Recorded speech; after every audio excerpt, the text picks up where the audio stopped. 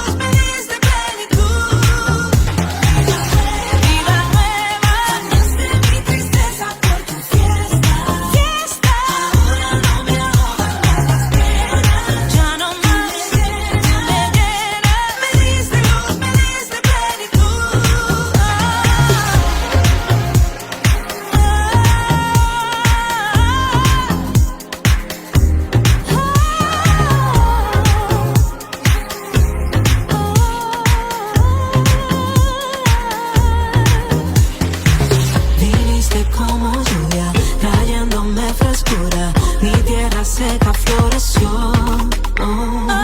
Y el peso de mi angustia quitaste con ternura. Y ahora bailo en tu perdón. Cambiaste mi tristeza por tu fiesta. Ahora no me ahogan más las penas. Tú me llenas, me diste luz, me diste plenitud.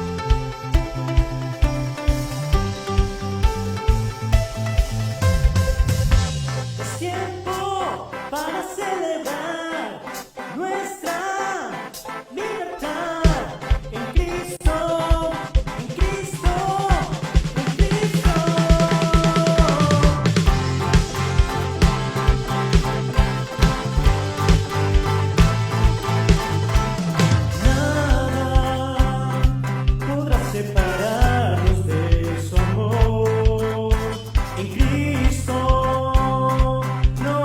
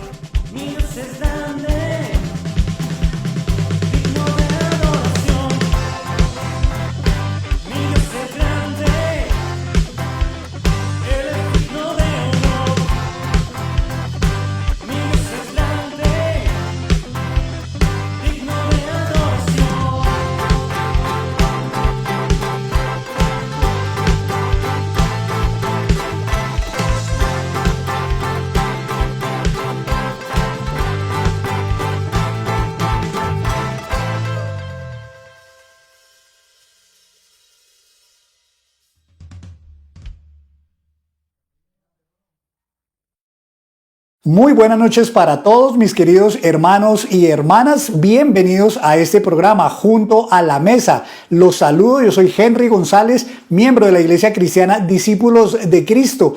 Y los saludo justamente aquí desde nuestra congregación en la capital colombiana.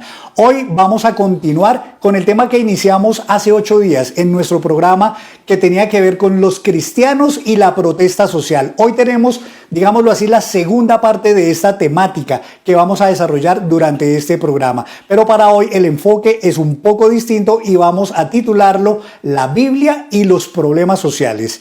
Los invito para que oremos primero que todo, pongamos este programa en manos de Dios, pongamos nuestros hogares y nuestras vidas en manos de Dios y enseguida introduciremos este tema. Señor, en esta noche te doy muchas gracias porque sabemos que nuestras vidas están en tus manos, nuestro país está en tus manos, nuestra congregación y nuestra iglesia en Colombia está en tus manos. Y te pedimos, Señor, que tú derrames tus bendiciones, tus misericordias sobre nuestras vidas, sobre nuestros hogares. Te pido, Señor, que nos ayudes para ser llenos del entendimiento que hay en Cristo Jesús y que tú nos des la mente de Cristo, que nos ayudes a pensar como Él pensaba, que nos ayudes a ver las cosas como Él las veía, que nos conduzca tu Espíritu a toda verdad, a todo conocimiento, a toda realidad, Señor. Ayúdanos, bendito Rey, para que nosotros podamos ser guiados verdaderamente por tu Espíritu Santo, y más en estos tiempos convulsionados, en estos tiempos de necesidad, en estos tiempos de tanto estrés social, de tanto estrés en nuestros hogares, de tantas dificultades, de tantos obstáculos y de tantas frustraciones como sociedad. Señor, sabemos que de tu mano siempre nuestra vida será mejor y siempre nuestra vida tendrá esperanza.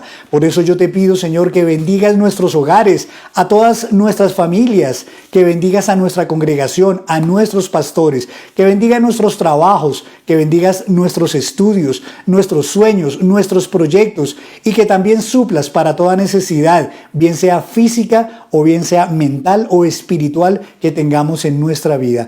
Te lo pedimos, Padre, en el nombre de Cristo Jesús. Amén y amén. Mis amados hermanos, les repito, el tema de hoy es la Biblia y los problemas sociales. Y los invito para que en su casa tomen sus Biblias y vamos a leer un pasaje muy conocido que está en el Evangelio de Mateo, en el capítulo 25, y vamos a leer a partir del versículo 31. Y dice la palabra del Señor de la siguiente manera: cuando el Hijo del Hombre venga en su gloria y todos los ángeles con él, entonces se sentará en su trono de gloria. Aquí habla Jesús nuestro Señor. Y serán reunidas delante de él todas las naciones, y apartará los unos de los otros, como aparta el pastor las ovejas de los cabritos. Y pondrá las ovejas a su derecha y los cabritos a su izquierda. Entonces el rey dirá a los de su derecha: venid, benditos de mi Padre, heredad del reino preparado para vosotros desde la fundación del mundo. Porque tuve hambre y me disteis de comer, tuve sed y me disteis de beber, fui forastero y me recogisteis, estuve desnudo y me cubristeis, enfermo y me visitasteis, en la cárcel y vinisteis a mí. Entonces los justos le responderán diciendo: Señor, ¿cuándo te vimos hambriento y te sustentamos, o sediento y te dimos de beber? ¿Cuándo te vimos forastero y te acogimos, o desnudo y te cubrimos? ¿O cuándo te vimos enfermo o en la cárcel y vinimos a ti? Y respondiendo el rey les dirá: de cierto os digo que cuando lo hicisteis a uno de estos mis hermanos más pequeños, a mí lo hicisteis. Entonces dirá también a los de la izquierda: apartaos de mí, malditos, al fuego eterno preparado para el diablo y sus ángeles, porque tuve hambre y no me disteis de comer, tuve sed y no me disteis de beber, porque fui forastero y no me recogisteis, estuve desnudo y no me cubristeis, enfermo y en la cárcel y no me visitasteis. Entonces también ellos le responderán diciendo: Señor, ¿cuándo te vimos hambriento, sediento, forastero, desnudo, enfermo o en la cárcel y no te servimos? Entonces le responderá diciendo: de cierto os digo que en cuanto no lo hicisteis a uno de estos más pequeños, tampoco a mí lo hicisteis. E irán al castigo eterno y los justos a la vida eterna. Esto dice la palabra de Dios y son palabras de nuestro Señor Jesucristo. Y he utilizado, mis queridos hermanos, este pasaje porque creo que el pasaje y la Biblia parte de la base de que hay problemas sociales, de que son una realidad. Y el mismo Jesús partió de esa base y no erradicó, teniendo la capacidad para hacerlo, los problemas sociales que hay, sino que estamos en este mundo y hacemos parte de este mundo lleno de necesidades, llenos de falencias y llenos de injusticia social. Así que hoy vamos a analizar entonces por qué el Señor parte de esta base y entonces ¿qué podemos esperar como cristianos? ¿Y qué dice la Biblia sobre todos los problemas sociales? ¿Y cuál puede ser también el papel de la iglesia y de nosotros como cristianos frente a tanta injusticia y frente a tantos problemas sociales? El tema lo vamos a abordar en primer lugar con el pastor Elías Uricoechea, a quien le doy la bienvenida. Pastor, buenas noches. Muy buenas noches, Henry. Es una bendición siempre estar contigo compartiendo estos temas de actualidad. Y también le quiero dar la bienvenida a la pastora Ruth Uricoechea. Ella es pastora asistente de nuestra congregación. Pastora, bienvenida, buenas noches. Buenas noches, Henricito. Buenas noches, Pastor Elías. Es un gusto y un placer estar con ustedes esta noche compartiendo la palabra de Dios y trayendo ese mensaje que la iglesia, la palabra de Dios siempre serán pertinentes para nuestra sociedad. Bueno, vamos de una vez a entrar en materia sin más demora. Y Pastor Elías, quiero lanzarle la primera pregunta. ¿Cuándo comenzaron los problemas sociales en la humanidad? ¿Esto es de vieja data o es un problema que ha venido surgiendo, digamos, con la evolución de la humanidad y con digamos, en siglos más recientes?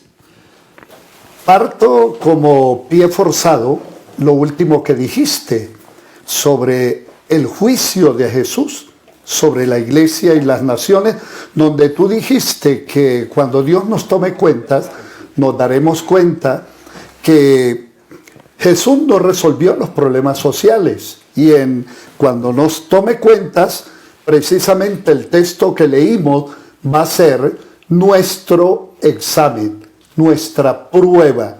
En ese sentido, tu pregunta es muy importante, porque el origen de los problemas sociales, y yo voy a hablar como teólogo, la gente piensa únicamente que los problemas sociales se originan por la corrupción, por la inmoralidad y por la evolución de la sociedad. Pero yo quiero decirte, Henry, y a todos los que nos escuchan, que la tragedia más grande que ha ocurrido en el universo y específicamente en la tierra fue cuando el hombre deliberadamente tomó la decisión de apartarse de la comunión con Dios. Dios creó al ser humano con el propósito de que fuera un ser feliz, un buen administrador de la creación, pero él decidió por su libre albedrío hacer su propia voluntad y se generó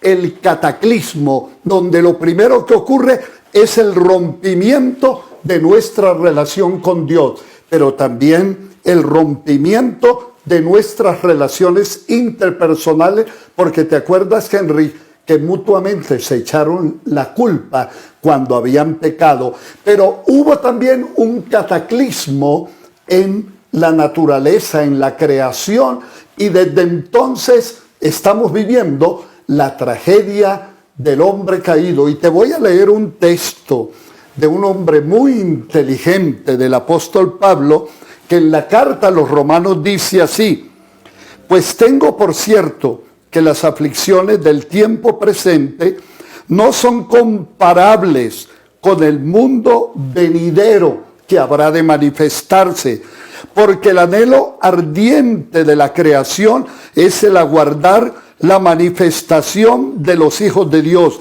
porque la creación fue sujetada a vanidad, no por su propia voluntad, sino por causa de aquel que la sujetó en esperanza, porque también la creación misma será libertada de la esclavitud de corrupción a la libertad gloriosa de los hijos de Dios. Pero este es el texto que más me impresiona, Henry, porque sabemos que toda la creación gime a una y aún está con dolores de parto. Es decir, que los dolores que estamos viendo en las revueltas, en todo lo que hemos visto, no solamente en Colombia, en Israel, en la Franja de Gaza y en muchas naciones, ayer con esa cantidad de inmigrantes que querían entrar a España. La creación, el cosmos, gime porque vivimos en un mundo que vive de espaldas a Dios, y la ausencia de Dios en el hombre y en la sociedad ha traído esta catástrofe que vivimos. Así que ese es el origen desde el punto de vista de la palabra de Dios. O sea, si no hubiéramos pecado, tampoco tendríamos estos problemas que hoy enfrenta la humanidad. Perfecto, viviríamos en un mundo feliz, en una creación armoniosa y de buenas relaciones. Pastor, una de las cosas que más le duele a la gente es los malos gobiernos, es tener malos presidentes, es tener gobernantes injustos. Siempre, también toda la humanidad a lo largo de los siglos han sufrido de ese problema. Hay quienes dicen, la gente se merece sus gobernantes, porque tenemos la capacidad de elegirlos y muchas veces elegimos mal. Los malos gobernantes son un castigo de Dios, son una mala elección de la gente. ¿Es posible evitar no tener malos gobernantes? Bueno, los males gobernantes, ese es un adagio que se ha repetido, que cada pueblo se merece los gobernantes que tienen. Y yo te diría que no necesariamente, porque estamos viviendo en una época donde dicen los analistas internacionales que es el resurgimiento del populismo. Y pensamos que eso es algo nuevo del siglo XX, del siglo XXI. Pero el populismo, ¿qué es? Es el ser humano ofreciéndole a la sociedad un gobierno equitativo. Las propuestas políticas y sociales ha estado en boca de los grandes gobernantes de la historia, es decir, desde los grandes emperadores hasta los presidentes del país más chico. Eso quiere decir que el populismo es promesas que el hombre hace a la sociedad. Pero ¿sabe qué ocurre con el populismo? Que cuando la persona llega a ser el gobernante, hay tres cosas que corrompen el corazón. Lo primeramente es el poder, la fama y el dinero. Y uno de los profetas, el profeta Ezequiel, dice: engañoso es el corazón más que todas las cosas, y perverso, ¿quién lo conocerá? La Biblia nos enseña que el hombre puede tener buenas intenciones y nosotros decimos, este es nuestro Salvador, pero cuando están en el poder se corrompen. Llámense del equipo o del sistema de gobierno que sea. Entonces dice también la Biblia: maldito el hombre que confía en el hombre y se apoya en el brazo de carne. Mire, yo considero que a veces somos ingenuos y falaces pensando que un hombre nos va a resolver los problemas. Así que no podemos echarle la culpa. A veces sí, elegimos mal, pero en general todos los hombres tenemos los pies de barro. Pastora Ruth, yo quisiera saber también su opinión sobre el tema, porque tradicionalmente hemos dicho en esta congregación que nosotros somos no apolíticos, pero no somos partidistas, no hacemos proselitismo, no, digamos, encaminamos u orientamos a nuestra congregación hacia uno u otro candidato, sino que hay libertad. En esa libertad es donde puede estar el error. De pronto es que no sabemos elegir, de pronto es que nos equivocamos cuando marcamos allá en el tarjetón por quién sea el gobernante de Colombia. Bueno, yo pienso que nosotros a veces nos falta analizar las propuestas de nuestros gobernantes. No podemos pedirles, como dice el dicho, peras al olmo. Cuando a veces la gente no tiene los valores del reino de Dios, difícilmente vamos a escoger acertadamente a esos políticos o a esos dirigentes, sea de cualquier tipo de sociedad. Nosotros lo que debemos de tratar es de analizar sus propuestas y escoger dentro del criterio y la balanza que es la palabra de Dios, ¿quién puede ser un gobernante justo sin poner nosotros nuestra esperanza en ellos? Y lógicamente escogemos a gente frágil y con motivaciones muchas veces propias e individualistas.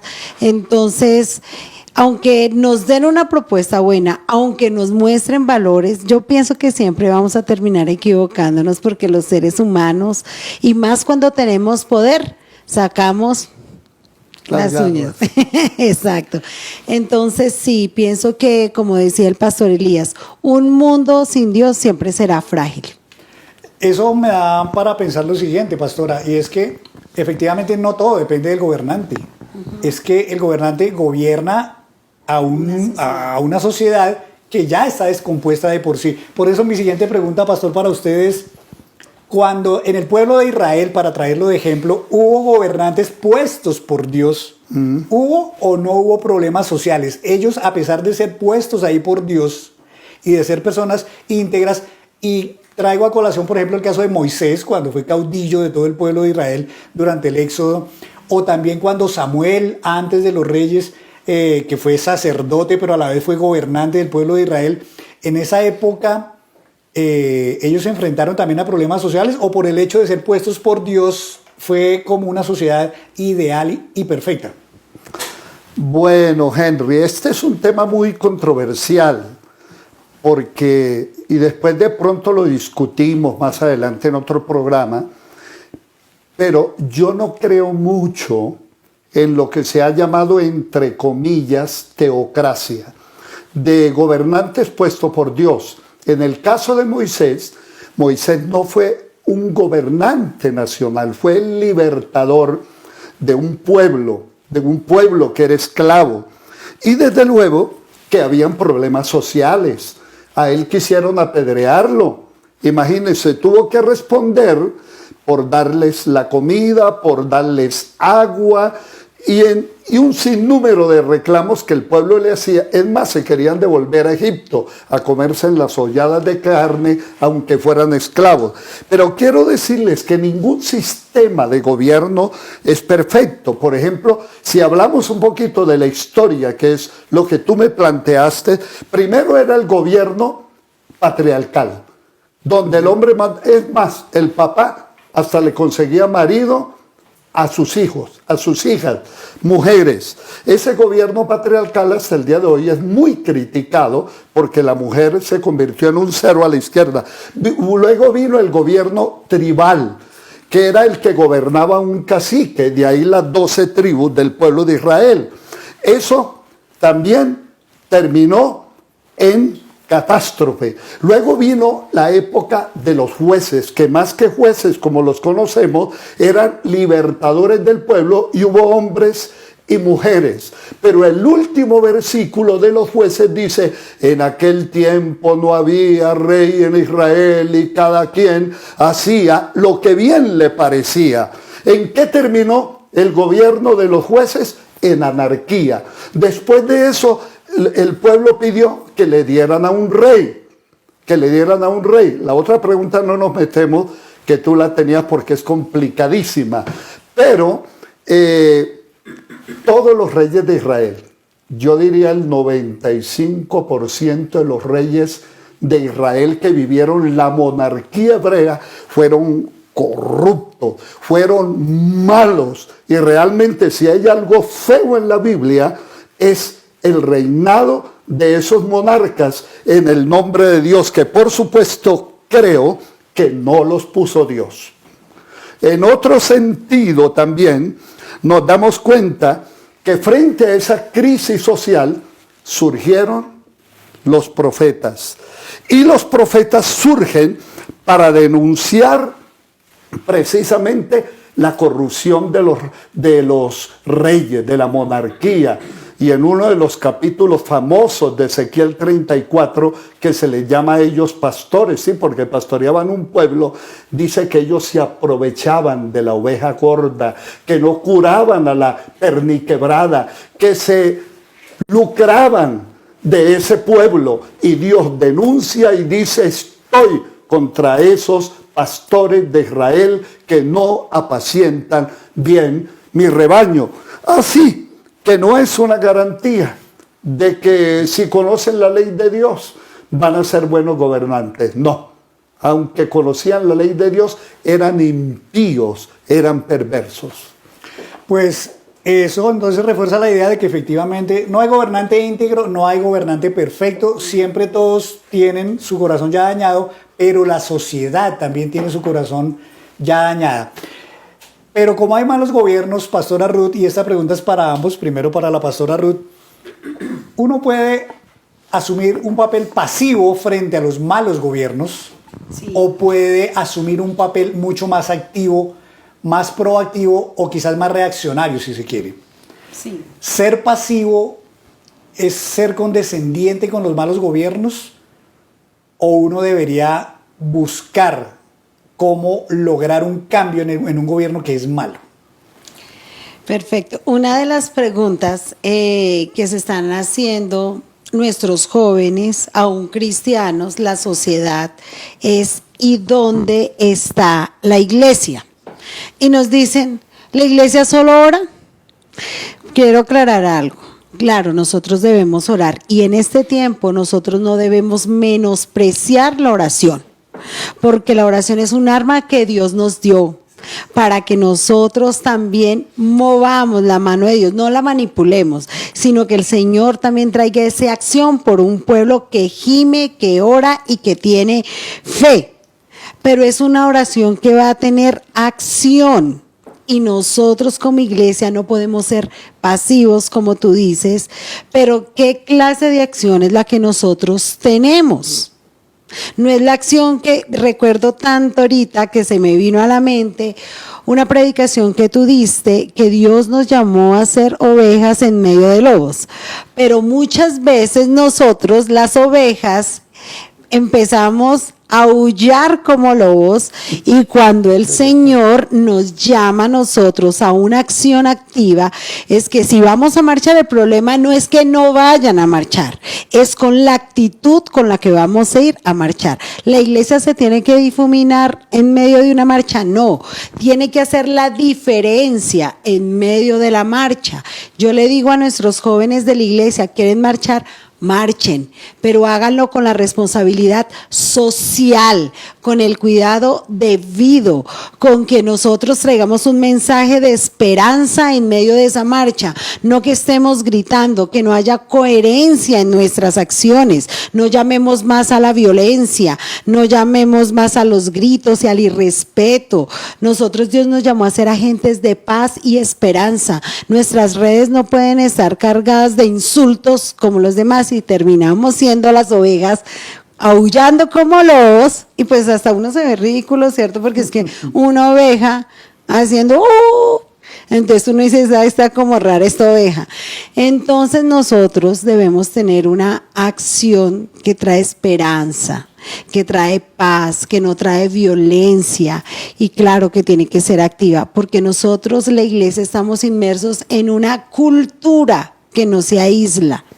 Y somos una cultura que escuchaba estos días a alguien que decía que no son las leyes las que dictan la cultura, sino que es la cultura la que dicta las leyes. Por eso la iglesia está inmersa desde esa cultura y tiene que tener una acción. ¿Cuál es nuestra propuesta como jóvenes, como adultos jóvenes, como adultos, como niños? Es la propuesta de la paz, es la propuesta de ustedes, chicos, los escuchamos. ¿Qué proponen? Ellos dicen, ay, allá no hacen nada en la iglesia, pero ustedes ¿qué proponen? ¿Qué van a hacer? Entonces nosotros, desde nuestras profesiones, ¿cómo vamos a impactar el medio? Hagamos brigadas de salud y profesionales, que nuestra iglesia un día dentro de nuestra comunidad diga, vamos a hacer una brigada de salud. Todos los médicos, toda la gente que está en el área de la salud va a tomar tensión, va a decirle a la gente, cuídese, los vamos a pesar, hagamos una campaña de presupuesto porque la gente briega mucho con el dinero. Tenemos tantas maneras de impactar a nuestra sociedad, y empecemos por lo pequeño. Le digo, iglesia, ¿cómo estamos impactando nosotros, Ciudad Berna, Iglesia Cristiana, Discípulos de Cristo, a la localidad Antonio Nariño a la que pertenecemos? Esa es una actividad y una acción de la iglesia activa, que no es pasiva. Nosotros, créanme, que aunque salgamos a la marcha, no vamos a lograr mucho, pero podemos empezar desde nuestra comunidad. Antes de que el pastor Elías responda su argumento pastoral, me devuelve aquí a este pasaje que leímos. Jesús, digamos que no asumió una posición política frente al régimen del Imperio Romano que gobernaba y que mal gobernaba a Israel. Pero siempre se vio la acción social y la acción de misericordia de él, y por eso el pasaje nos invita a que atendamos al pobre, a que ayudemos al que está enfermo, a que ayudemos a la que está viuda, al huérfano, al que está en la cárcel, al que está en el hospital. Así que no se puede hablar de pasividad, digamos, absoluta, sino que debe haber mucha acción, pero la acción no necesariamente puede ser política todo el tiempo, sino que ante todo será una acción del corazón, una acción de la misericordia. Sí. Pastora, y quería decir algo, ustedes la semana pasada en la charla nos hablaron de esa paz, y nosotros tenemos que ser agentes de paz y no de guerra, y no estaban hablando, entiendo, de pasividad y que la iglesia hace lo del avestruz, que nos tapamos los oídos y no escuchamos el gemir o que metemos la cabeza en la arena. No, yo sé que ustedes estaban llamando a una paz, pero con acción. Nosotros vamos a impactar de nuestra iglesia, que todo el barrio conozca, esa es una iglesia que hace algo, no sale a protestar, no gritan. Entonces pienso que cuando hacemos un llamado a la paz no estamos diciendo tapémonos los oídos y ensimismémonos, es que nosotros seamos ejemplo en este mundo tan confuso con nuestra paz. Incluso en el programa pasado evocamos la ocasión en que las cartillas de Gina Parodi hicieron mover a toda la iglesia y se logró. Y marchamos. Y usted mismo, pastor, decía, marchamos, estuvimos, usted mismo dijo, yo estuve ahí en el Ministerio de Educación con miles de cristianos más. Pastor, su respuesta, nos acusan de pasivos. ¿Qué tipo de pasividad o de acción debemos tener frente a la crisis social? Bueno, me gustó lo que dijo la pastora Ruth, recordando una predicación muy buena que tú diste, ¿no? Y me encantó esa metáfora de las ovejas aullando como lobos. Es decir, nosotros no podemos confundir nuestra naturaleza, pero también nuestra voz en medio de tantas voces, donde no se va a escuchar una voz clara. Así que me gustó mucho eso. Y qué bueno, pastora Ruth, que al hablar a nuestros jóvenes les estamos diciendo, a mí como pastor me gustaría, qué bueno que un sábado, cada mes o cada 2 meses, no estuvieran los jóvenes aquí en el templo, sino que saliéramos. Aquí tenemos varios parques, por ejemplo, un sábado podríamos tener una reunión de arte donde los muchachos presenten cómo es la realidad colombiana, que haya música y que vengan jóvenes y que puedan preguntar por el micrófono qué cree la iglesia, que otro sábado del siguiente mes o cada 2 meses hagamos una brigada de salud, que en otra oportunidad hagamos una brigada de aseo, que el otro sábado identifiquemos hogares donde haya necesidad y la comunidad nos ayudaría y podíamos llevar un mercado y una oración a esa familia. Y yo como pastor estoy de acuerdo, porque sí, ¿qué hace la iglesia? Y Ruth preguntó esta noche, ¿qué proponen ustedes los jóvenes? Pues como yo soy joven, les estoy proponiendo varias cosas. Y todas las personas, porque hay adultos jóvenes, nosotros que también podemos hacer mucho.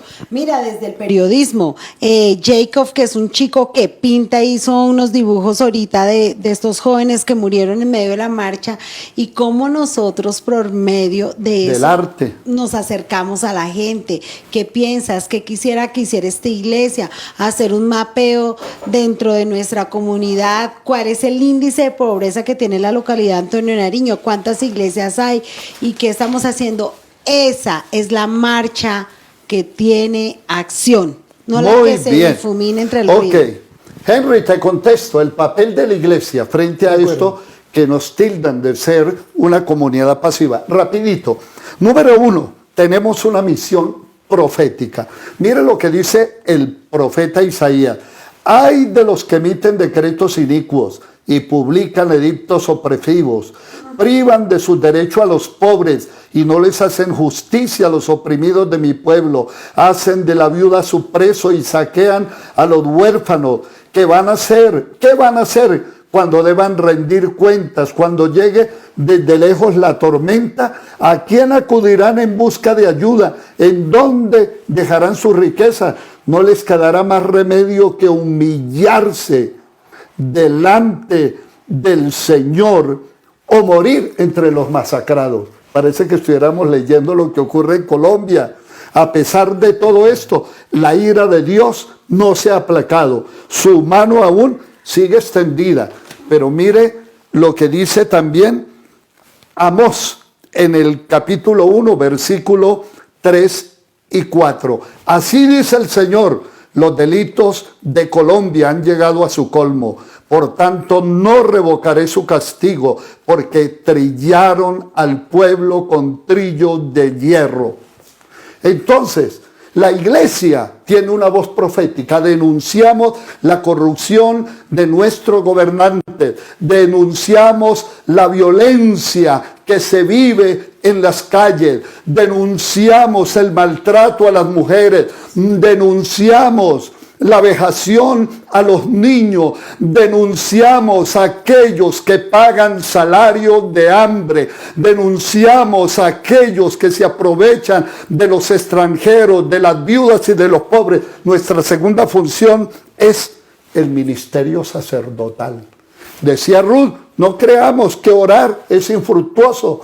Ejercemos el sacerdocio universal de los creyentes y oramos. O si no, las cosas serían peor. Número 3, tenemos una acción solidaria como la que estamos proponiendo esta noche. Santiago, que fue hermano de nuestro Señor Jesucristo, dijo: la religión pura y sin mácula delante de Dios es esta: visitar a los enfermos, ayudar a las viudas y a los huérfanos y mantenerse como ejemplo ante la sociedad. Porque el que se cree religioso y no refrena su vocabulario, sino que está lleno de odio, su religión es vana. Número 4, la misión de la iglesia es evangelizadora. Jesús dijo: el Espíritu del Señor está sobre mí y me ha enviado para anunciar la buena noticia, para sanar a los quebrantados de corazón y proclamar libertad a los cautivos. Y número 5, para ser agentes de paz. Jesús dijo: bienaventurados los que trabajan por la paz, porque ellos serán llamados hijos de Dios. Tú dijiste algo importante, Henry, frente a los problemas sociales. Jesús denunció. Él no fue pasivo, y te doy 2 ejemplos. Cuando llegó al templo, frente a la corrupción religiosa, que la gente tenía que pagar hasta para entrar al templo, él volcó las mesas de los cambistas y dijo: mi casa será llamada casa de oración, y ustedes la han convertido en cuevas de ladrones. Ya se está comenzando a practicar la mal llamada teología de la prosperidad. Y cuando Herodes lo amenazó y le dijo: cállate la boca porque te voy a mandar a matar, él dijo: vayan, díganle a ese zorro que hoy y mañana hago milagros y que al tercer día voy a resucitar. Pero Jesús, teniendo la capacidad para hacerlo porque la tenía, no intentó derrocar el régimen. Precisamente, porque Jesús, y yo digo, es el número 1 de la no violencia. ¿Y sabe por qué, Henry? Porque la propuesta de Jesús fue el reino de Dios. ¿Y qué es el reino de Dios? ¿La iglesia? ¿Una religión? ¿Una propuesta política? No, la propuesta de Jesús es el reino de Dios, que Jesús reine en cada corazón, que es la paz. Y cuando el príncipe de paz reine en el corazón, cesará la violencia, la opresión, cesará la corrupción política, cesará la malversación de fondos y la rapiña de los religiosos. Es por eso que, mi querido Henry, Jesús nos da una propuesta clara, el reino de Dios. Pastora Ruth, estamos viviendo tiempos peores que los antiguos tiempos. Hay gente que dice todo tiempo pasado fue mejor. ¿Este será realmente un peor tiempo que los anteriores? ¿O simplemente los males van teniendo otra cara, pero son los mismos en realidad de toda la vida? Bueno, siento que los males son los mismos, pero sí siento que han evolucionado. De hecho, la palabra dice que en los postreros tiempos habrá generaciones peores, intemperantes, amadores de sí mismos, detractores, crueles, desobedientes a los padres, malcriados, sin afecto fraternal. Aquí tenemos la Biblia audible. Gracias, Pastor Elías. Él ya lo definió. Entonces pienso que el ser humano cada día se va volviendo más duro de corazón y va explorando, yo creo que nuevos niveles de corrupción y se va metiendo en él. Lo vemos desde la parte sexual, con todo este tema del LGTB empezó y ahora cada día es la I, la Q, la C, la M, yo no sé cuántas LGT puntos suspensivos, todo el abecedario, porque cada vez el hombre es más inmerso en su maldad por sus propias concupiscencias, sus malos deseos, y siento que sí estamos en unos tiempos más complicados que los anteriores, porque nos hemos vuelto indolentes con el prójimo, y el hacer justicia y misericordia solo se volvió un discurso, que lo hago cuando yo quiero y cuando me conviene. Entonces sí siento que estamos en un tiempo peor que el anterior. Los mismos males, pero evolucionados y repotencializados. Pastor, una pregunta antes de ir a una pausa, y podemos escuchar también un canto de alabanza que nos hace falta también. Los cristianos, los creyentes en el Señor, debemos tener la aspiración de ser inmunes ante la problemática social, ante tanta tragedia, tanta necesidad, tanta injusticia, tanta opresión, como viven los que no son creyentes. Vuelvo a citar lo que tú citaste en el texto. He aquí yo os envío como ovejas en medio de lobos. Algunos de ustedes los matarán, a otros los meterán en la cárcel. Y él dijo, en el mundo tendréis aflicción, pero confiad, yo he vencido al mundo. Eso quiere decir que nosotros no tenemos un full cover, no tenemos un seguro que cubre todos los riesgos. Tenemos la seguridad que Cristo estará con nosotros, como dice el Salmo 91, con Él estaré yo en la angustia. Mire, los cristianos nos podemos morir en un terremoto. ¿Cuántos cristianos no murieron allí en Armero? Nos podemos morir de COVID. Mire, en la iglesia que yo pastoreo, muchos hermanos ya ancianos han muerto de COVID. Podemos morir en medio de una guerra, pero con la gran diferencia que nosotros trascendemos. Por eso Pablo dijo, para mí el vivir es Cristo y el morir es ganancia. Y cuando le escribe a la iglesia de los filipenses les dice, mire mis hermanos, gracias por haberme ayudado cuando yo estaba en la cárcel, pero quiero decirles que me he acostumbrado a vivir en holgura y también en necesidad. He aprendido a contentarme con lo que tenga. Y dice, porque todo lo puedo en Cristo que me fortalece. ¿Alguna cosa que agregar, Pastora Ruth, a este tema? No, de aquí está profundo. Sí, señora. Bueno, vamos a hacer una pausa, vamos a escuchar una alabanza y continuaremos con este diálogo y empezaremos a hablar también de un poco más de cuál es ese papel de la iglesia y qué podemos hacer en esta coyuntura tan específica como la que está atravesando Colombia. Adoremos al Señor con este canto.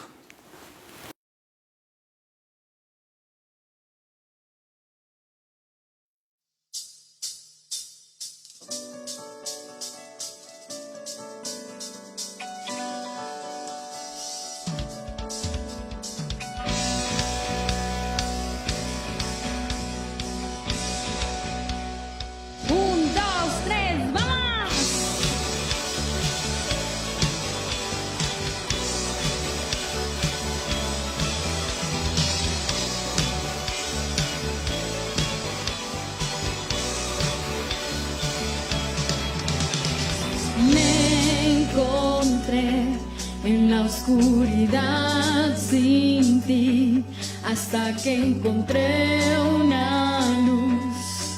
Fue tu luz, oh Jesús, en la cruz, en ella encontré a Jesús, me diste tu vida y yo volví a nacer y ahora yo te cantaré mientras viva, te cantaré y hasta mi último suspiro te alabaré, es la fuente de mi alegría y a ti cantaré.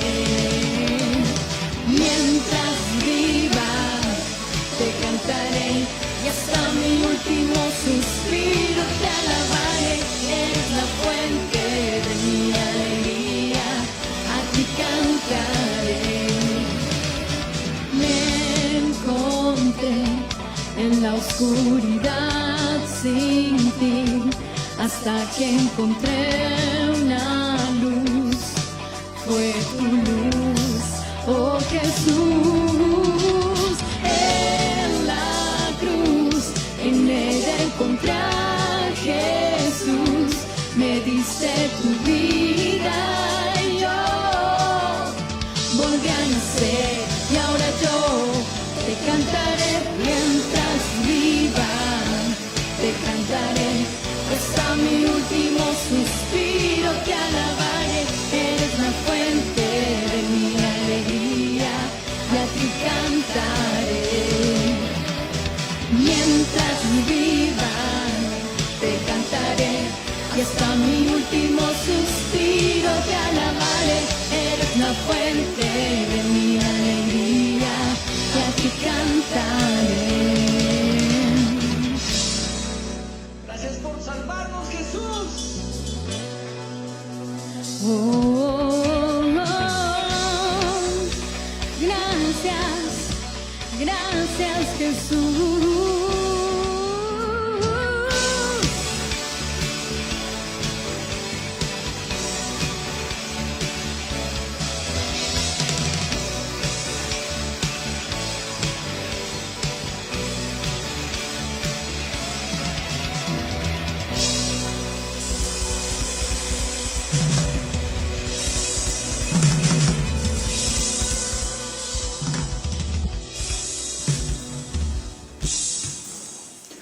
Continuamos en nuestro programa Junto a la Mesa, hoy tratando el tema de la Biblia y los problemas sociales. Un tema muy interesante, muy polémico, que yo sé que se presta para muchas opiniones, porque en esto hay que ser claro, este programa y este tipo de diálogos que tenemos con la pastoral de la iglesia no busca uniformar a todo el mundo con la misma manera de pensar, ¿cierto, pastor? Sino que siempre hay libertad para que cada uno pueda pensar como Dios lo guíe, como Dios lo ayude, pero ciertamente creo que es una responsabilidad también de la pastoral el poder dar algunas directrices, como dicen por ahí, trazar alguna línea para claridad de quienes están confundidos y no saben cómo analizar, cómo interpretar, cómo entender esta realidad tan dura que estamos viviendo. Estábamos hablando antes de ir a la pausa de si los cristianos pueden ser o pueden aspirar a ser inmunes a los problemas sociales, y la respuesta categóricamente fue no, estamos expuestos a lo mismo que los no creyentes.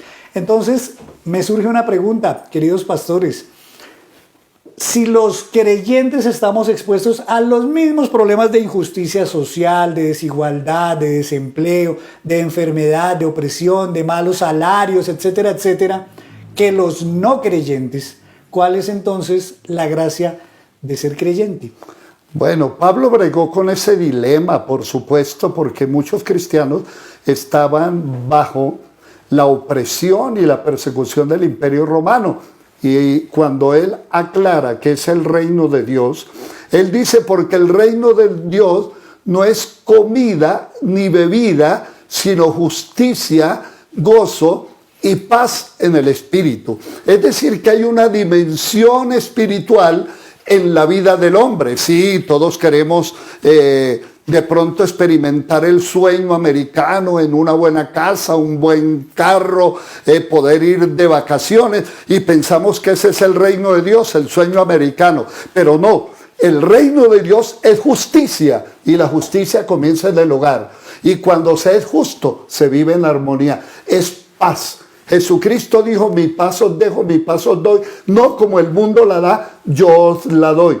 Pero también dice que es gozo en el espíritu. El gozo que el Señor le da, mire, supera el gozo de ir a las islas griegas, supera el gozo de montarse en un último modelo. El gozo del Señor es indescriptible. Y cuando un profeta del Antiguo Testamento peleó con Dios porque los pecadores gozaban de todo y entabló un juicio con Dios, y Dios le respondió y le dijo: mira, Habacuc, un día bendeciré a mi pueblo, y aunque se tarde la visión, llegará. Y entonces, ¿sabe cómo termina el profeta en medio de esa situación social compleja? Haciendo una oración que dijo: aunque la higuera no florezca ni en las vides haya fruto, aunque falte el producto del olivo y las ovejas sean quitadas de la majada y no haya vacas en los corrales, con todo yo me alegraré en Jehová y me gozaré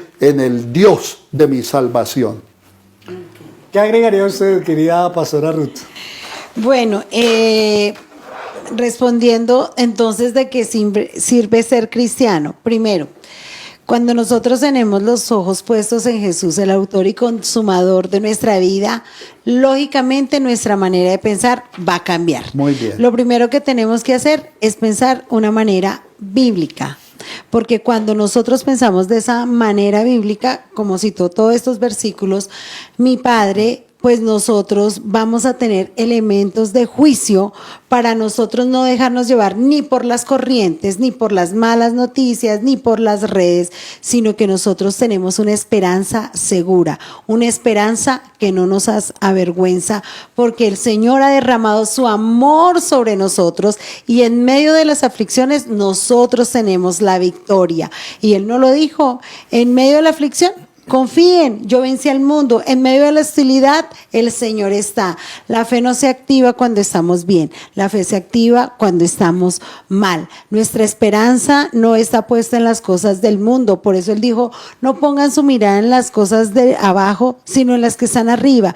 Y mientras nosotros llegamos al reino de los cielos, pues estamos inmersos en estas cosas, pero la diferencia y lo que nos sirve para ser cristianos es que nosotros tenemos esperanza. Muy bien. El mundo no la tiene, nosotros sí. Sí vale la pena. Los discípulos murieron como mártires. Entonces ¿nos sirvió ser cristianos? No. La diferencia es que un día reinaremos, estaremos con Dios al lado de Él cuando Él reine con nosotros también.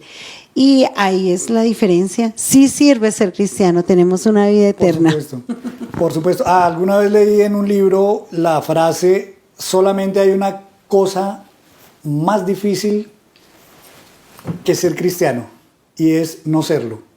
Muy bien. Porque es que la vida, si ya siendo cristianos, con la fe y la esperanza y el Señor Todopoderoso que tenemos, es dura, porque es dura. Sí. Imagínense sin ese Dios que nos ayude y sin esa esperanza que tenemos.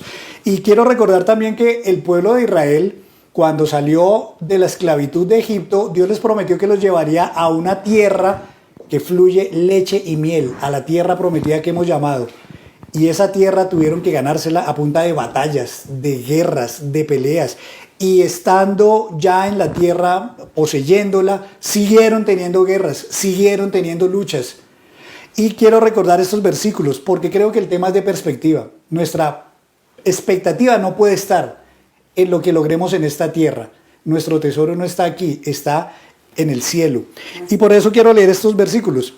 En primer lugar, Mateo 6, 19 dice: no acumuléis, dice Jesús, tesoros en la tierra, donde la polilla y el orín destruyen, y donde ladrones penetran y roban, sino acumulados tesoros en el cielo, donde ni la polilla ni el orín destruyen, y donde los ladrones no penetran ni roban. Porque donde esté tu tesoro, allí estará tu corazón. Claramente nuestra perspectiva, nuestra expectativa, nuestra ilusión no puede estar sobre lo que logremos sobre esta tierra. Dios no nos llamó a ser cristianos para tener una tierra prometida en esta tierra, sino que será en el cielo. Y también dice Apocalipsis, pastor, y le doy la palabra, y oí una gran voz del cielo que decía, he aquí el tabernáculo de Dios con los hombres, y Él morará con ellos, y ellos serán su pueblo, y Dios mismo estará con ellos como su Dios.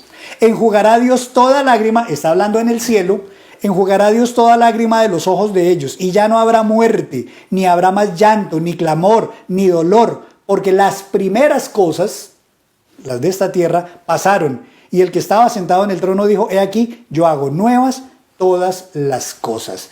Luego, pastor, creo que efectivamente nos equivocamos como cristianos cuando consideramos que siendo cristianos y que teniendo a Dios y que si tenemos a Dios, entonces tenemos que ver los resultados sobre esta tierra.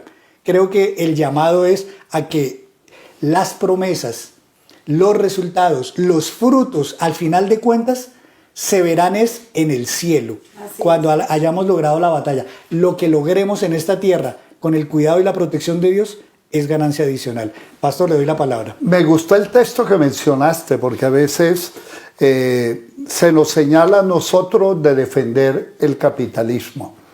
Pero Jesús no fue capitalista, porque el proyecto capitalista se basa en la propiedad privada, en la acumulación de riquezas, que es lo que supuestamente le da seguridad al hombre. Pero Jesús dijo lo contrario.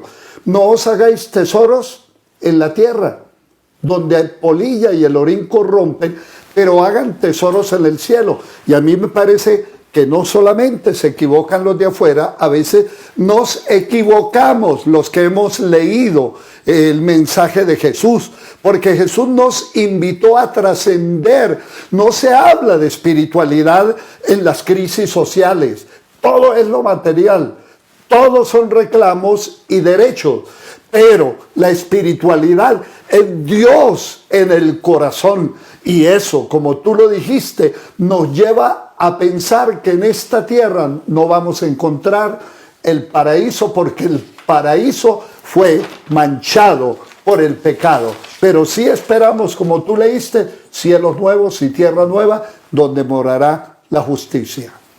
Y quiero también recordar que Jesús les decía a los discípulos, ustedes no son de este mundo, están en el mundo, pero no son del mundo. Muy bien. Y cuando oraba por sus discípulos, Jesús le decía al Padre, Señor, yo te ruego que los guardes del mundo, no que los quites del mundo, sino que los guardes de él. Luego Jesús mismo partió de la base y dejó claro que nosotros estamos expuestos a las mismas malas condiciones de este mundo que también sufren los no creyentes. Pero nuestra esperanza, como decía la pastora Ruth, está más allá, está más alta. Nuestra expectativa debe estar en el cielo. Pero entonces, aquí me surge otra pregunta, y es, ¿cuál debería ser la posición de los cristianos frente a la posibilidad, por ejemplo, de que buscáramos, de alguna manera, influir en el gobierno o gobernar? Los cristianos, bueno, es claro, debemos participar y ayudar y elegir, y ojalá elegir bien. Ya lo habíamos mencionado, que a veces tomamos malas decisiones al votar. Pero los cristianos deberíamos buscar ser gobierno para efectos de que, ya que tenemos esa esperanza, ya que tenemos esta visión, ya que tenemos una mejor perspectiva de las cosas, pudiéramos quizás hacer un mejor gobierno. Bueno, y eso concuerda con el complemento, ¿no? Si un gobierno cristiano solucionaría los problemas sociales. Pero a mí me parece, Henry, que eso es una utopía o una falacia. ¿Por qué? Porque tanto los que no conocen a Dios como los que conocen a Dios somos del mismo material. Somos seres humanos con pies de barro. El poder y el dinero tienen una tremenda capacidad de corrupción. Ahora, pensar en que nosotros como cristianos gobernemos al mundo, me parece que cuando Jesús habla del reino de Dios es muy claro, porque a él quisieron hacerlo rey. Y él dijo, mi reino no es de este mundo. Lo que quiere decir que reinar o tener un proyecto político en este mundo, como ovejas en medio de lobos, terminamos, como dijimos anteriormente, aullando, porque en la política se mueven intereses, porque en la política se mueven las coimas, porque en la política se mueven las alianzas. Yo puedo ganar el gobierno, pero si no tengo un Congreso que me respalde, entonces ahí vienen las triquiñuelas y viene todo ese proceso de dar coimas para que aprueben mis proyectos. A mí me parece que sí, cristianos honestos pueden llegar al gobierno. Sin embargo, no deben involucrar a la iglesia, porque la iglesia va a querer también tener prebendas si hay uno allá. Y nosotros, como los demás ciudadanos, tenemos los mismos deberes y las mismas obligaciones. Creo que no nos podemos desviar de la misión. Nuestra misión es proclamar que Jesucristo es el Señor y es la esperanza. Y que los hermanos de las congregaciones que tengan vocación política lo hagan, pero que representen más que a la iglesia, representen a Cristo y den ejemplo de que son buenos cristianos viviendo y haciendo justicia. Hace un rato estábamos hablando de que la iglesia no puede ser pasiva, aun cuando la acción de la iglesia tampoco puede ser simplemente política de buscar derrocar un gobierno para poner otro mejor. Acabamos de decir, no necesariamente sería una solución que los cristianos lleguen al poder, pero creo que el tema sí podría pasar porque los cristianos seamos más propositivos, más proactivos. Sí. Ya hablamos de la misericordia, del bien, del ayudar a los demás. Pero, Pastora Ruth, ¿cómo, por ejemplo, desde nuestras profesiones, desde nuestras habilidades, desde nuestra acción social, podemos ayudar a hacer un mundo mejor? Quizás no perfecto, por supuesto. Quizás no una sociedad justa, porque eso nunca se va a lograr. Pero a veces de pronto nos quedamos cortos los cristianos también, cuando no buscamos cómo desde el periodismo, desde las ingenierías, desde el derecho, desde la medicina, desde cualquier oficio, por sencillo que tenga cualquier persona, ayudemos a hacer un país, una sociedad un poco más justa, un poco mejor, más vivible. Claro, yo digo que la iglesia no puede tener una mentalidad triunfalista, que si son los cristianos que gobiernan, como dijo mi papá, no vamos a ser perfectos porque el material de nosotros nos juega nuestras malas pasadas. Digamos que desde el gobierno yo siento que la iglesia puede tener mesas de diálogo donde nosotros le digamos al gobierno sin ninguna prebenda económica, decir cómo podemos ayudar. Pienso yo que podemos ayudar nosotros desde una perspectiva de valores del reino. Nosotros tenemos que seguir sembrando los valores en las personas de amor, de justicia, de paz, de misericordia, pero diciéndole al gobierno desde una acción social. Nosotros queremos participar en una acción social. ¿Y cómo participamos? Como tú dices, desde nuestras profesiones. Digamos que eso lo podemos hacer con mesas de diálogo, y creo que en estos días hubo una reunión de varias iglesias con el gobierno y alguien dijo, pero la iglesia terminó acomodándose a lo que dice el gobierno. Y nosotros no podemos ser una iglesia que se acomoda, sino que propone y que cambia. Digamos que lo podemos hacer ahí, y sé que hay muchos jóvenes inteligentes que pueden participar en esas mesas de diálogo, y nosotros como iglesia los podemos apoyar. Desde nuestras profesiones, ¿cómo lo podemos hacer? Siendo los mejores profesionales, desde el periodismo, como tú lo dices, ¿cómo aportamos con esas buenas noticias? Un periódico cristiano, serio, que trae noticias actuales, que le propone a la gente hacer cosas nuevas, que la pone a participar, que dialoga, que comunica, que aunque en medio de las diferencias vamos a encontrar de pronto zancadillas o de pronto cosas que nos pueden incomodar, pero también podemos encontrar puntos de encuentro donde nos pongamos de acuerdo y ser partícipes. La iglesia no puede callarse, tiene que hablar, y en medio de la diferencia encontrar un camino de paz. Muy bien, Pastor Elías. Bueno, en la historia del cristianismo han habido personas que se han destacado. Uno de ellos fue Thomas Alva Edison, un cristiano nacido de nuevo, que Dios lo utilizó, esa bombilla que nosotros estamos ahora utilizando fue un invento. Me parece que cuando hay cristianos que se destacan, deben honrar a Dios. Y me gustó lo que dijo la pastora Ruth en el sentido de que nosotros podemos ser ejemplo en valores, de tener familias saludables, de tener un proyecto de vida ejemplar, porque en los Estados Unidos han habido solamente 2 presidentes católicos, Kennedy y ahora Biden. Pero muchos de los protestantes dieron muy mal ejemplo con su vida moral. Pero también hay otros ejemplos, y permítanme decir esto, aunque algunos se escandalicen. A mí me parece que en la Iglesia Católica hay algunos sacerdotes que se desmarcaron de lo tradicional. Por ejemplo, como el padre García Herreros con el proyecto del Minuto de Dios, el padre Nicoló y tantos otros que tuvieron una preocupación por los pobres, por los necesitados. Me parece que están haciendo iglesia. Y el hecho de que nosotros seamos protestantes, no podemos cerrar los ojos.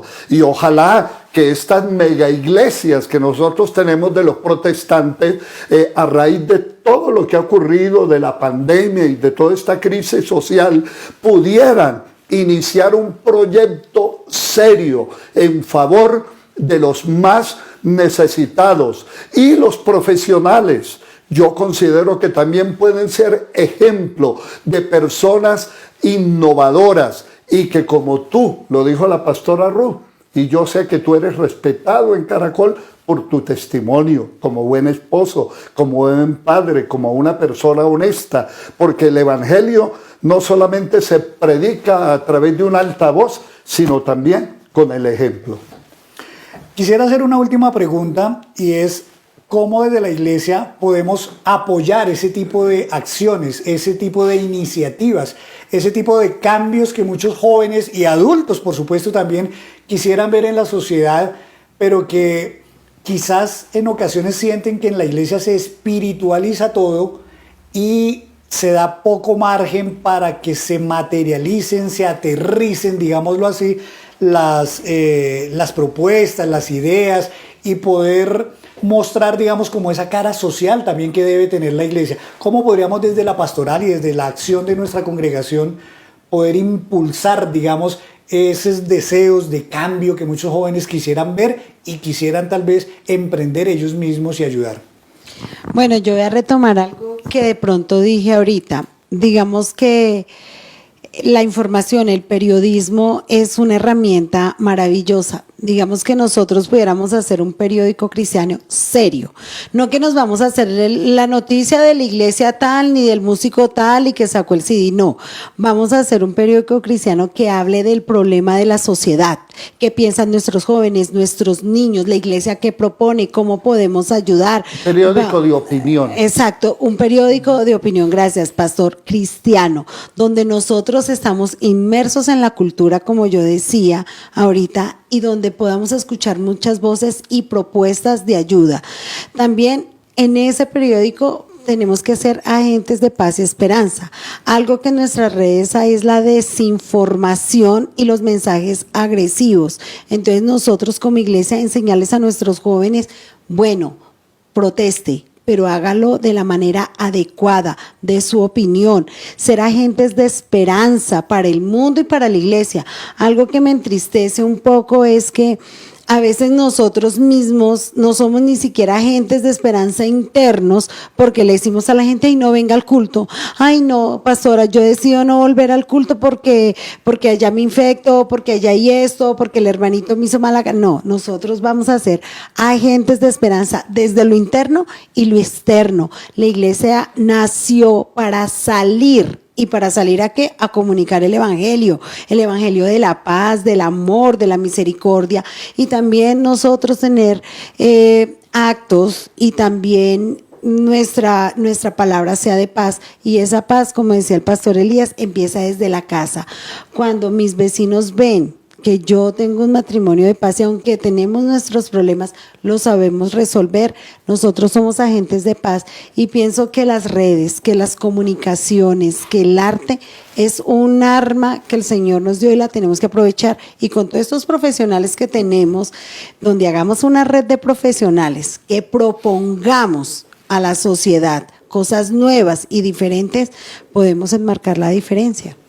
Muy bien, pastor, yo quisiera escuchar también su opinión y también luego de que nos la dé alguna especie como de conclusión, digámoslo así, de orientación, digamos, para nuestra congregación sobre la perspectiva que debemos tener como cristianos frente a la problemática social a manera de conclusión. Bueno, Henry, complementando con lo que dijo la pastora Ruth, una cosa es el asistencialismo, que siempre va a haber asistencialismo, la ayuda al necesitado que no le resuelve el problema, porque Jesús mismo lo dijo a los pobres, siempre los tendréis con vosotros. Vivimos en una sociedad injusta, pero considero que tu pregunta también debe apuntar a que cada iglesia, en la medida de sus capacidades, tengamos proyectos concretos. Ejemplo, muchos de nuestros jóvenes en esta iglesia que yo pastoreo, y lo hablo con autoridad, hemos subsidiado a algunos jóvenes para que terminaran el bachillerato. Y hemos subsidiado a algunos jóvenes, por ejemplo, te voy a poner dos ejemplos.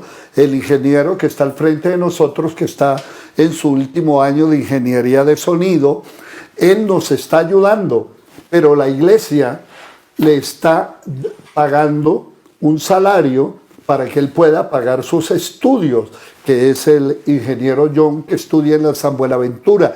Tenemos otro chico que nos ayuda con las clases, está estudiando ingeniería de sistemas, Alejito, y también lo estamos apoyando. Eso quiere decir que la iglesia debe tener programas concretos, por ejemplo, en su capacidad, un proyecto de becas, puede ser un proyecto que tenga que ver con una ayuda de un taller, por ejemplo, a mujeres, cabeza de hogar. Entonces, a mí me parece que esto nos está despertando, porque realmente hay muchas iglesias grandes que tienen la capacidad y siguen engordando, no creciendo, engordando, y va a llegar el momento, como tú leíste al comienzo, y esa es mi conclusión. La conclusión es el texto. Ese es un juicio que, como yo leí en el libro del profeta Amós, va a llegar el día, como dijo un político hace poco, que a cada cochino gordo le llega su nochebuena. Entonces yo considero que si como iglesia no somos responsables, el Señor también nos va a pedir cuenta y nos va a decir: no ayudaste al necesitado, no socorriste al enfermo, no tuviste compasión del que estaba en la cárcel. Y a mí me parece que la conclusión es a que vivamos el evangelio práctico. El evangelio práctico es venir a la casa de Dios, porque somos comunidad de fe. Es en medio de la comunidad ser luz y sal de la tierra, pero también tener proyectos concretos. Y la oración debe estar en primera línea, porque la acción social sin una espiritualidad integral y sin oración, vamos nosotros a estrellarnos.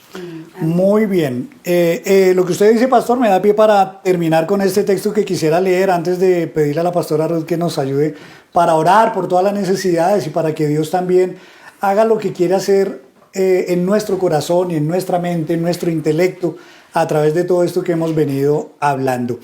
Este pasaje está en el libro de los Hechos, en el capítulo 4, y dice: y la multitud de los que habían creído eran de un corazón y un alma, y ninguno decía ser suyo propio nada de lo que poseía, sino que tenían todas las cosas en común. Y con gran poder los apóstoles daban testimonio de la resurrección del Señor Jesús, y abundante gracia era sobre todos ellos. Así que no había entre ellos ningún necesitado, porque todos los que poseían heredades o casas las vendían y traían el precio de lo vendido y lo ponían a los pies de los apóstoles, y se repartía a cada uno según su necesidad. Creo que este pasaje nos habla de que esa ayuda, esa igualdad, esa misericordia, ese bienestar que todos buscamos debe empezar también por casa, debe empezar por nuestra iglesia, debe empezar esa solidaridad, debe empezar con nosotros. Y qué bueno que, como decía el pastor Elías, surgieran muchas ideas a partir de estas discusiones, surgieran muchas ideas, muchas propuestas, que los jóvenes llegaran, los adultos llegaran, los padres de familia llegaran y dijeran, ¿por qué no hacemos este programa o esta iniciativa o cambiemos en algo esta sociedad, así sea esta localidad o este barrio o dentro de la misma congregación a nivel social a través de tal o cual idea? Y que pudiera en la iglesia también abrirse esos espacios para ver de qué manera se pudieran apoyar iniciativas. Creo que efectivamente las cosas deben empezar por casa. Henry, y tú me haces acordar de eso porque Jesús dijo, el reino de los cielos es semejante a una mujer que tomó 2 medidas de harina e introdujo en ella levadura y esperó hasta que todo se hubo leudado. Jesús lo que está diciendo es que la iglesia, y en este caso Jesús utiliza una antítesis, porque la levadura no significa algo bueno, pero aquí Jesús utiliza eso y dice, hasta que todo se hubo leudado. El reino de Dios tiene que ir creciendo, creciendo, hasta que realmente veamos la realidad de lo que tú leíste. Amén. Antes de la oración, entonces yo quiero darles las gracias por haber estado en este programa, por haber escuchado todos nuestros planteamientos, por haber permitido que nosotros también y la pastoral expongan, digamos, sus puntos de vista, su visión sobre lo que dice la Biblia y sobre lo que debe ser nuestra perspectiva cristiana sobre la problemática social. Por supuesto que cada uno, pues a partir de todos estos elementos, ya se hará su propia opinión y podrá tomar sus propias decisiones, pero creo que es un asunto también de responsabilidad social, de responsabilidad espiritual, de responsabilidad cristiana, de la pastoral, de la congregación como tal, el poder explicar los puntos de vista y la visión que se tiene sobre esto, sin que eso necesariamente, repito, no signifique que se quiera uniformar a la congregación en una sola manera de pensar, porque claramente cada uno tiene inteligencia, tiene sabiduría, tiene una relación con Dios y en esa misma medida pues su pensamiento podrá ir evolucionando, como dice también Romanos, no os amoldéis, digamos, al mundo, sino que sea transformado vuestro pensamiento por medio de la renovación de vuestro espíritu.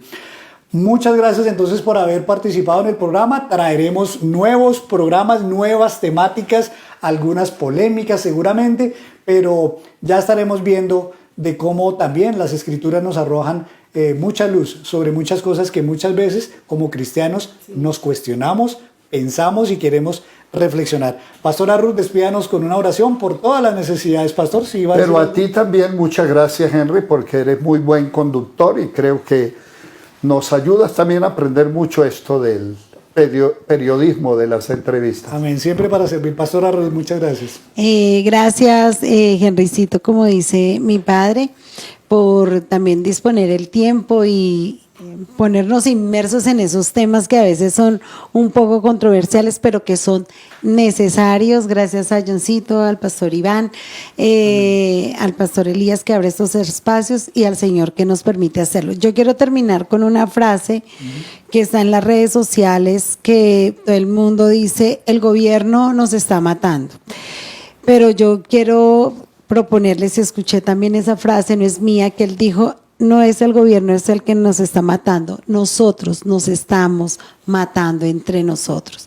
Así que, iglesia, el Señor nos llamó para hacer vida, no para matarnos, sino para generar vida y, como decía Henrycito, para que todo lo tengamos en común. En medio de la diferencia, no somos uniformes, sino que encontramos esos puntos de diálogo, de amor y de no matarnos. Hay que voltear nuestra mirada al pobre y al necesitado, y el que empieza desde casa. Hay que hacer la misericordia desde ahí. Ahí la iglesia será pertinente a una sociedad que está gimiendo. Y entiendo a nuestros jóvenes que nacieron en un mundo convulsionado, ellos quieren algo mejor. Yo les digo, es Cristo. En la palabra están las respuestas. propongan, y nosotros desde la pastoral los vamos a apoyar. Hasta si nos toca salir a la marcha, pero lo vamos a hacer de manera diferente, como ovejitas, balando y trayendo paz. Amén. Señor, te damos gracias porque este tiempo es para ti. Tu palabra siempre trae la instrucción adecuada, Señor, para que nosotros no tropecemos, ni caigamos, Señor, ni nos enredemos en las cosas de este mundo, como nos decía Henricito, haciendo referencia a tu palabra. Ayúdanos a tener todo en común. Señor, bendice a las personas que están padeciendo en este momento de alguna enfermedad, de la pandemia, Señor, también de los que están con alguna necesidad emocional, física, económica. Tú eres el Dios todopoderoso, creador del cielo y de la tierra, al que nos da la provisión, al que nos dice no teman porque yo estoy con ustedes. A ese Dios clamamos, a ese Dios le creemos y afirmamos, Señor, que a diferencia del mundo que está buscando la esperanza en una ley, en una acción política, nosotros tenemos nuestra esperanza en ti, esa esperanza que no avergüenza, esa esperanza que siempre trae la recompensa, Señor, de la victoria en medio de la aflicción. Así que, Señor, te pedimos que nosotros no nos convulsionemos, sino que podamos traer tu paz en medio de nuestro corazón. En medio de las circunstancias difíciles, tú estás ahí y ahí activas tu poder sobrenatural en nuestras vidas. Cuando creemos en ti y no ponemos nuestra esperanza en las futilidades del mundo, sino en aquel que lo venció todo y que un día volverá por nosotros para darnos un reino nuevo, una tierra nueva, donde la paz, la justicia y la misericordia siempre estarán presentes. Gracias por esta iglesia preciosa, por cada uno de sus feligreses. Llénanos de tu amor y de tu bendición siempre. Te honramos, Señor Jesucristo. Amén y amén. Dios te guarde y bendiga, que extienda su amor y te muestre favor. Dios te mire con